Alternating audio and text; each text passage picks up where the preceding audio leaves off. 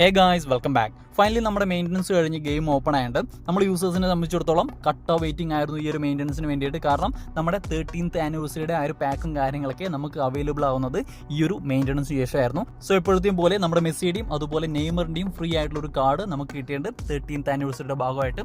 So main ആയിട്ടുള്ള ഒരു പ്രത്യേകത നോക്കിക്കഴിഞ്ഞാൽ നമ്മുടെ കൊണാമി ഇന്നലെ അനൗൺസ് ചെയ്തേക്കുന്ന ഈ ഒരു പെലയുടെ ഈ ഒരു പാക്ക് നമുക്ക് ഇന്ന് തന്നെ കൊണാമി അവൈലബിൾ ആക്കി തന്നിട്ടുണ്ട്. സോ ഇത് എന്ത് തന്നെയായാലും ഞാൻ ഒരിക്കലും പ്രതീക്ഷിച്ചില്ല അവർ ഇന്ന് തന്നെ ഈ ഒരു പാക്ക് അവൈലബിൾ ആക്കുമെന്ന്. ഞാൻ പേഴ്സണലി ആഗ്രഹിച്ചത് 26 അപ്ഡേറ്റിന് ശേഷം ഈ ഒരു പാക്കൊക്കെ വരണം എന്നായിരുന്നു. പക്ഷേങ്കിൽ കൊണാമി നേരത്തെ തന്നെ ഈ ഒരു പാക്കൊക്കെ കൊണ്ടുവന്നിട്ടുണ്ട്.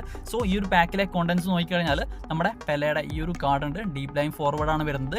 പ്രത്യേകത നോക്കിക്കഴിഞ്ഞാൽ നമുക്ക് സ്പെഷ്യൽ സ്കില്ലായിട്ട് 2 സ്കില്ല് അവൈലബിൾ ആയിട്ടുണ്ട് എന്നുള്ളതാണ്. നമുക്ക് ഫിനോമിനൽ ഫിനിഷിംഗ് കാണാം, അതുപോലെ തന്നെ ഫിനോമിനൽ പാസിംഗ് എന്ന് പറയുന്ന ഈ ഒരു സ്പെഷ്യൽ സ്കില്ല് നമുക്കിവിടെ കാണാൻ സാധിക്കും എന്നുള്ളതാണ്. നമ്മുടെ കൊണാമി ആദ്യമായിട്ടാണ് ഇതുപോലെ 2 സ്പെഷ്യൽ സ്കില്ല് ഒരു കാർഡിന് തന്നെ കൊടുക്കുന്നത്. പിന്നെ നമ്മുടെ ക്രൈഫിന്റെ ഒരു ഹോൾ പ്ലെയർ കാർഡ് ഉണ്ട്. പിന്നീട് നോക്കുകയാണെന്നുണ്ടെങ്കിൽ നമുക്ക് ഈ ഒരു കാർഡും അവൈലബിൾ ആണ്, ഫോക്സ് ഇൻ ദ ബോക്സ് ആണ്.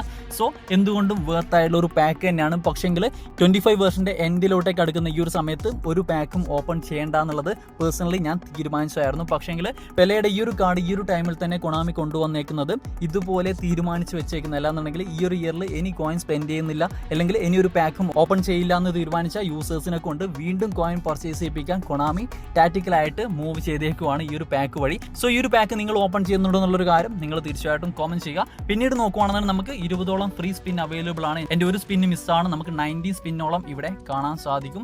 യെസ്, നമ്മുടെ 13th ആനിവേഴ്സറിയുടെ ഈ ഒരു പാക്കിൽ 19ഓളം ഫ്രീ സ്പിന്ന് നമുക്ക് അവൈലബിൾ ആണ്. പക്ഷേങ്കിൽ നമുക്ക് 300ഓളം കാർഡുകളാണ് ഈ ഒരു പാക്കിൽ കൊണാമി കൊണ്ടുവന്നേക്കുന്നത്. തീർച്ചയായിട്ടും കൊണാമിയുടെ വലിയൊരു ചതി തന്നെയാണ്. കാരണം നമുക്ക് 20 സ്പിന്ന് 300ഓളം കാർഡുള്ള ഈ ഒരു പാക്കിൽ തരിക എന്നുള്ളത് വലിയ കാര്യമൊന്നുമല്ല. 13th ആനിവേഴ്സറിയുടെ ഒക്കെ ഭാഗമായിട്ട് ഇങ്ങനെ ഒരു പാക്ക് കൊണ്ടുവരുന്ന ടൈമിൽ യൂസേഴ്സിന് യൂസ്ഫുൾ ആകുന്ന രീതിയിൽ, അല്ലാന്നുണ്ടെങ്കിൽ ഷുവർ ആയിട്ടും കിട്ടുന്ന രീതിയിൽ ഒരു കാർഡും കൊണ്ടുവരണമായിരുന്നു. ഇങ്ങനൊരു പാക്കിൽ കൊണ്ടുവന്നിട്ട് പോലും നമുക്ക് ഓൾഡ് കാർഡ്, അല്ലാന്നുണ്ടെങ്കിൽ 2 വർഷത്തോളം പഴക്കമുള്ള കാർഡ് മാത്രമാണ് കൊണാമി തരുന്നത്. സോ എന്ത് തന്നെയാലും ഡിസപ്പോയിൻമെന്റ് തന്നെയാണ്. നമുക്കിവിടെ വേറൊരു പാക്ക് കൂടി അവൈലബിൾ ആയിട്ടുണ്ട്. ഇതുപോലെ തന്നെ 24/7/2025 അവൈലബിൾ ആവാൻ പോകുന്ന ഈ ഒരു പാക്ക് എന്ന് പറയുന്നത് ലെജൻഡ്സ് അസംബിൾ സ്പെഷ്യൽ എന്ന് പറഞ്ഞ ഒരു ടൈറ്റിലോടെയാണ് കൊണ്ടുവന്നേക്കുന്നത്. സോ എന്ത് തന്നെയാലും കൊണാമി കൊണ്ടുവരുന്ന ഈ ഒരു പാക്ക് എന്ന് പറയുന്നത് തീർച്ചയായിട്ടും വേർത്തായിരിക്കും. ഇതിലും ഇതുപോലെ 300ഓളം പ്ലേയേഴ്സ് ഒക്കെ ഉണ്ടെന്നുണ്ടെങ്കിൽ അതും കൊണാമിയുടെ വലിയൊരു ചതി തന്നെയായിരിക്കും. പിന്നീട് നോക്കുവാണെന്നുണ്ടെങ്കിൽ കാര്യമായിട്ടുള്ള കാര്യമൊന്നുമില്ല. നിങ്ങൾ ഈ ഒരു 20ഓളം സ്പിൻ എടുത്തിട്ട് ആരെങ്കിലും കിട്ടിയോ എന്നുള്ളൊരു കാര്യം തീർച്ചയായിട്ടും കോമന്റ് ചെയ്യുക. വേറൊരു വീഡിയോയിൽ പാക്ക് ഓപ്പൺ കാര്യങ്ങളൊക്കെ ചെയ്യാവുന്നതാണ്.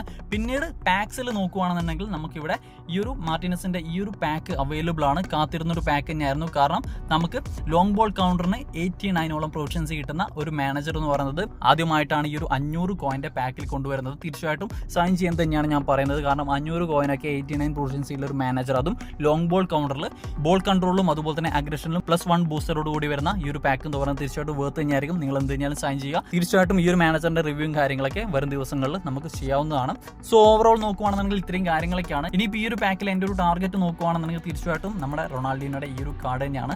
അല്ലാത്ത പക്ഷം വേറൊരു കാർഡ് എന്ന് പറയുമ്പോൾ ആരുമില്ല, ആരെ കിട്ടിയാലും ഓക്കെയാണ്. പക്ഷേങ്കിൽ പേഴ്സണലി ടാർഗറ്റ് വെച്ചേക്കുന്നത് ഈ ഒരു കാർഡ് തന്നെയാണ്. സോ ഇത്രയും കാര്യങ്ങളൊക്കെയാണ് ഈ ഒരു വീഡിയോ ഷെയർ ചെയ്യാനുള്ളത്. തീർച്ചയായിട്ടും ഡീറ്റെയിൽ ആയിട്ടുള്ള കാര്യങ്ങളൊക്കെ ഉൾക്കൊള്ളിച്ചുകൊണ്ട് വരും ദിവസങ്ങളിൽ തന്നെ വീഡിയോ ചെയ്യാവുന്നതാണ്. സോ ഗൈസ്, വീഡിയോ വൈൻഡപ്പ് ചെയ്യാണ്. വീഡിയോ ഇഷ്ടപ്പെട്ടാൽ ലൈക്ക്, ഷെയർ ചെയ്യുക, സബ്സ്ക്രൈബ് ചെയ്യുക. അടുത്ത വീഡിയോ കാണുക ഗൈസ്.